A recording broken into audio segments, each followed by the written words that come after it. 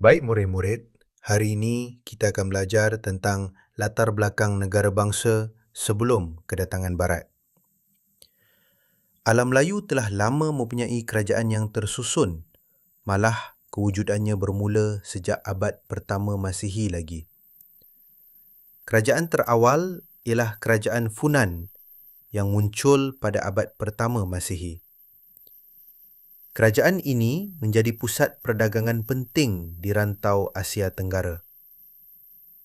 Kemudian, pada abad kedua Masihi, wujud pula Kerajaan Champa. Kerajaan Champa terletak di kawasan Vietnam hari ini dan terkenal dengan kegiatan perdagangan maritim. Seterusnya, pada abad ke-7 Masihi, muncul Kerajaan Sriwijaya. Kerajaan ini berpusat di Palembang dan menjadi pusat perdagangan serta penyebaran agama Buddha di rantau ini.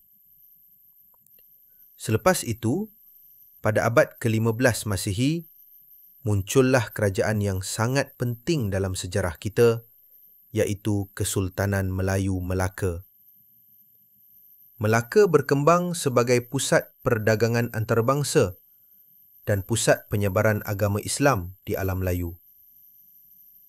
Akhir sekali, pada abad ke-16 Masihi, selepas kejatuhan Melaka akibat serangan Portugis, muncul pula Kesultanan Johor Riau yang menjadi kesinambungan kepada Kesultanan Melaka. Jadi murid-murid, inilah urutan garis masa kerajaan-kerajaan awal di alam Melayu.